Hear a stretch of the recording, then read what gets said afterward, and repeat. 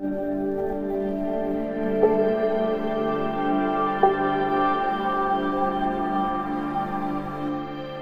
कहानी में आगे बने रहिए और जानिए कि कैसे 4 जवाब देने से कर्ज माफ होता है। एक गांव में एक बहुत ही गरीब व्यक्ति रहता है।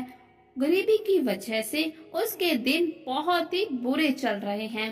तभी वो सोचता है कि क्यों ना साहूकार से कुछ कर्ज ले लिया जाए।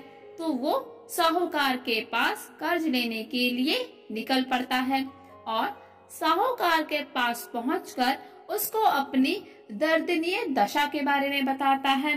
तो साहूकार को भी उस पर दया आ जाती है। तो वो उसको 5,000 रुपए कर्ज के तौर पे देते हैं और वो व्यक्ति साहूकार से वादा करता है कि वो अगले 5 वर्षों में इनको चुका देगा। और अब 5 वर्ष बीत जाते हैं, लेकिन वो व्यक्ति कर्ज चुकाने नहीं आता। तो साहूकार को उस व्यक्ति के घर मजबूरन अपने पैसे मांगने के लिए जाना पड़ता है। तो जब भी साहूकार उस व्यक्ति के घर जाते हैं तो वो व्यक्ति उन्हें घर पर नहीं मिलता और कोई ना कोई बात बनाकर साहूकार को टाल दिया जाता है। तो फिर एक दिन साहूकार फिर से जब उस व्यक्ति के घर जाते हैं अपना कर्ज मांगने के लिए, तो उन्हें घर पे कोई नहीं मिलता सिवाय एक छोटी बच्ची के। तो वो उस छोटी बच्ची से पूछते हैं कि तुम्हारे पिताजी कहाँ हैं? छोटी बच्ची उत्तर देती है कि पिताजी स्वर्ग का पानी रोकने गए हैं। साहूकार को लड़की का ये उत्तर बहुत ही अजीब लगता है। फिर साहूकार आगे पूछते हैं कि ठीक है, और तुम्हारा भाई कहाँ है? तो लड़की उत्तर देती है कि बिना किसी बात के झगड़ा करने गया है। साहूकार को फिर से उसका उत्तर बहुत ही अजीब लगता है। तो वो फिर आगे पूछते हैं, ठीक है, ये बताओ कि तुम्हारी माताजी कहाँ है? तो लड़की उत्तर देती है कि माताजी 1 के 2 करने गई हैं। अब साहूकार को गुस्सा आने लगता है। तो साहूकार आगे उससे पूछते हैं, ठीक है, तो ये बताओ कि तुम यहाँ बैठकर क्या कर रही हो? तो लड़की उत्तर देती है कि मैं यहाँ बैठकर संसार देख रही हूँ। साहूकार समझ जाते हैं कि ये छोटी बच्ची किसी भी बात का सही और सीधा उत्तर नहीं देगी और अगर मैं इससे क्रोध करके पूछूंगा तो भी ये कुछ नहीं बताएगी। इसीलिए वो मुस्कुराते हुए प्यार से पूछते हैं कि बेटा, जो भी उत्तर तुमने दिए इसका अर्थ क्या है? तो वो छोटी बच्ची बोलती है कि मैं आपको इनका अर्थ जरूर बताऊंगी, लेकिन आपको मुझे वचन देना होगा कि इसके बाद आप मेरे पिताजी का कर्ज माफ कर देंगे। साहूकार को भी इन सभी पहेलियों के उत्तर जानने की बहुत जिज्ञासा होती है। तो वो उस लड़की को वचन देते हैं कि हाँ, वो उसके पिताजी का कर्ज माफ कर देंगे। तो लड़की कहती है कि मैं आपको इन सभी पहेलियों के उत्तर जरूर दूंगी, लेकिन उसके लिए आपको कल आना होगा। साहूकार उत्तर जानने के लिए बहुत ही उत्सुक होते हैं। तो अगले दिन वो ठीक समय पर पहुंच जाते हैं और देखते हैं कि आज घर में सभी लोग मौजूद हैं। वो व्यक्ति, उसकी पत्नी, उसका बेटा और उसकी वो छोटी बच्ची। तो जब वो बच्ची साहूकार को देखती है तो बोलती है कि आपको आपका वचन याद है ना?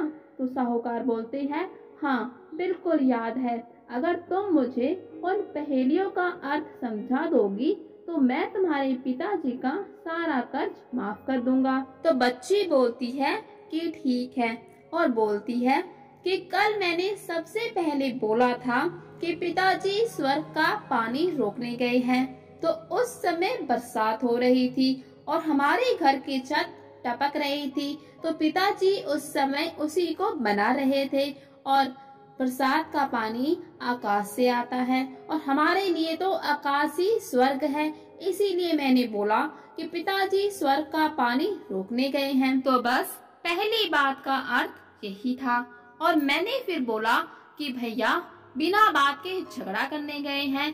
उस समय भैया रेंगनी के कांटे को काटने गए थे और रेंगनी के कांटे को चाहे जितना भी सावधानी से काटो, कांटा चुभ ही जाता है और पूरे शरीर में कहीं ना कहीं जख्म हो ही जाता है। तो इसका अर्थ यही हुआ कि झगड़ा ना करते हुए भी खरोच आ जाना, यानी कि बिना बात के झगड़ा करना। साहूकार मन ही मन में उस लड़की के चतुराई को देखकर बहुत खुश होते हैं और बोलते हैं कि तीसरी और चौथी बात का अर्थ क्या था। तो लड़की बोलती है, मैंने फिर बोला था कि माँ 1 के 2 करने गई है। उस वक्त माँ अरहर दाल को पीसने गई थी और दाल के साबुत दाने को जब भी पीसा जाता है तो उसके 2 भाग हो जाते हैं। तो तीसरी बात का भी अर्थ स्पष्ट हो जाता है। फिर वो लड़की कहती है कि मैंने आपसे अंत में कहा था कि मैं घर बैठे बैठे संसार देख रही हूँ। तो उस वक्त मैं भात बना रही थी और मैंने भात का मात्र 1 दाना चख कर बता दिया कि पूरा भात पका भी है या नहीं, यानी कि भात के पूरे संसार के बारे में बता दिया। तो चौथी बात का अर्थ भी स्पष्ट हो जाता है।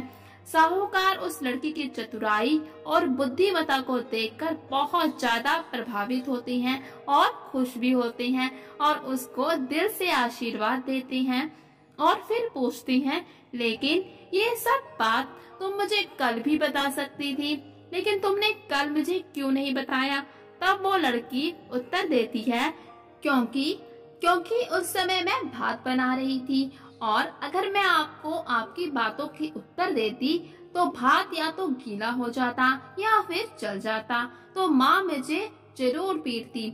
और फिर मैंने आपको बताया कि कल घर पे कोई नहीं था, तो इन्हें मेरी बात पे यकीन नहीं होता कि आपने सारा कर्ज माफ कर दिया है और आज सभी घर पर हैं। अगर आप इनके सामने बोलेंगी कि आपने सभी कर्ज माफ कर दिया है तो इन सभी को यकीन हो जाएगा और बहुत ज्यादा खुशी भी होगी।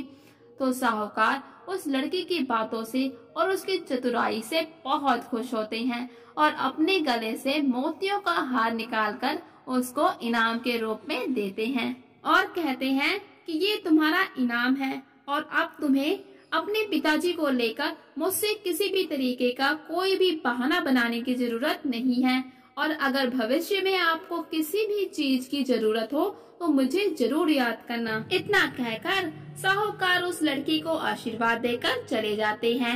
लड़की के परिवार वाले उससे बहुत खुश होते हैं और खुशी के मारे उसे गले लगा लेते हैं। कहानी अच्छी लगी हो तो वीडियो को लाइक शेयर करना बिल्कुल ना भूले और चैनल को सब्सक्राइब कर ले। और अब हम मिलेंगे अपनी अगली वीडियो में एक नई कहानी के साथ। तब तक के लिए नमस्कार दोस्तों।